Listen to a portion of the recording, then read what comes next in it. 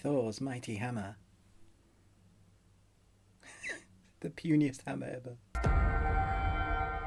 Hi, and welcome to the Ruby Tuesday. My name's Ruben, and this is my review for Ragnarok Season 2. This is the non-spoiler review. I will be doing a spoilers review, but not this one, so don't worry, let's get stuck into it. At the end of Season 1, we saw Magne and Vidar have that epic fight scene, and it was left like we weren't sure what was going to happen. This picks up off that, obviously, and we get to see what's going to happen. Obviously, our main protagonist is still alive because otherwise there wouldn't be a season 2. Season 2 is all about the hammer, Thor's hammer. We now know, because that's kind of been the first season's like, am I or aren't I? Will I believe I am Thor? Well, he's the direct kind of incarnation, not really descendant, but incarnation. He's been gifted he has a lineage of Thor, and so he has been gifted the powers, and so he has to come into his abilities and start honing those abilities. For him to have his full abilities, to fully become Thor and all the might and all the power that comes with that, he needs his hammer. And a lot of this storyline is basically that, how he goes about doing that. He also needs to build a team to take on the giants, and so there is that's kind of like the supernatural element of the storyline that we get, and that for me is the most fun. There's also the rivalry between brothers. Magnus and Loris also have an interesting storyline here. In fact, I really liked what they did with Loris' character here. In fact, I like what they did with both brothers. They really feel like your two main brother characters, have gone on an epic journey. So they start out in one place. We have the Thor character learning to wield, trying to really come to grips with who he is and what he is. We have Loritz dealing with his own things. Without going into spoilers, if you've seen the trailer, you know that he's going to become a part of this world as well. You can see it. Could have guessed it. I guessed it in season 1, but I'm glad we got to see his character used much more, and the way his character comes to life, the acting that the actor gives us with this character, for me was the most interesting character. He had a lot to play with on screen, and was the most fun to watch, to see develop and become something that you kind of guess where that was going to go. But the journey of that character I thought was very interesting, and so when we have the two brothers intersect in their storylines between that for me was the most fun in this storyline. Obviously, we're going to get the clashes and the battles, and there's one particular scene, fight sequence, that I thought stood out. There's a few, not many, I think 3 or 4 fight sequences, but there was one that I thought was really good. You believed it. It was epic. I also really loved the sets. In that House of the Giants, it looks epic. We get to see the two main households again. They're pretty much the two main sets. So we have the two houses, the dilapidated, where Thor lives with his mom and his brother. They're kind of broken down. They're always trying to make ends meet. And then we have where the giants live. This industry titans, literally.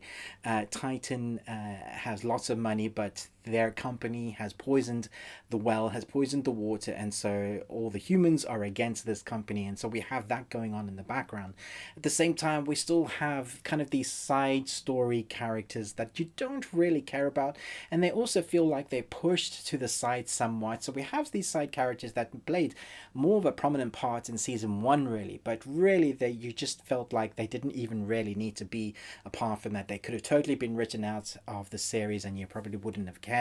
For me, the interesting part was seeing our characters develop, our main brothers develop, seeing what happens, because you actually kind of feel for the giant characters in this. They become less just generic, we're the bad guys, and you start understanding where they come from, their history, why they struggle with emotions. They're a bit more developed, which I quite like. So when things happen to our characters, you are invested. You're not necessarily on their side, but you understand where they're coming from, and I think that's pretty good writing. I feel like because we've had season 1 to kind of use as a platform to launch off into season 2, they haven't had to build up anything in season 2, and therefore they can just kind of run with it. A lot of the time you feel like they're running quite quickly, but also at the same time they're kind of slowing down. So as you feel like wait, you rushed that part a little bit too much, and then you've really slowed down. It's like, we know he's got to get his hammer. Why are you taking so many episodes to get there? that is like the MacGuffin that kind of moves along this particular season. And I really wanted them to just kind of deal with it in the first two episodes, but unfortunately it is a thing that drags right into towards the end, really. And we're all going to get a season 3 if this season is anything to believed. If they leave us like they have with season 2, it'd be quite annoying, because the next season is the story I really want to know about. This feels like Empire Strikes Back. It's an excellent story, but it does feel like the middle path for we're waiting for that kind of epic conclusion. Maybe we'll get a conclusion in season 3. I don't know that they should stretch it out too long. I think 6 episodes are the right way, the right amount of time to go for this. It doesn't outstay its welcome.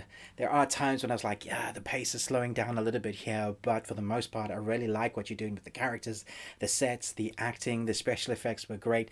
There's one particular character that I loved, apart from the brother, and you'll know it when you see it, and I just thought, yeah, that's fantastic. There are a couple of new faces you'll see kind of join the good guys group, and even them you're not really on their team, because they're complicated. They're not just, yeah, we're the good guys. It's not just black and white. They're human that are getting these powers, and you see how maybe if you get powers but you wouldn't quite do the right thing with those powers, that I thought was an interesting way to go with it. I quite like the new add-ons. I like how they kind of are mixing the mythology with real life, and the fact that they didn't spend too much time like in the high school, hardly any at all actually in this season, I think was the right move. We've kind of gone more into the story and the drama and the mythology, and they're kind of hitting the right balance of both, at least from my perspective. So I think I preferred season 2 because season 1 did all the legwork, and I'm really looking forward to what they do with season 3. I'm looking forward to talk about spoilers as well. I really enjoyed this season. I'm going to give it a solid B+. Let me know in the comments below who's your favorite character and what are you hoping to see. I'm going to do spoilers for the end of launch day. Let me know who's your favorite character in the kind of Norse mythology, who you're hoping to hopefully see in this series. Are you enjoying it? I think it's quite refreshing and quite fun. I particularly like season 2. Thanks so much for watching this, but most of all, until next time, remember, live long and Tuesday.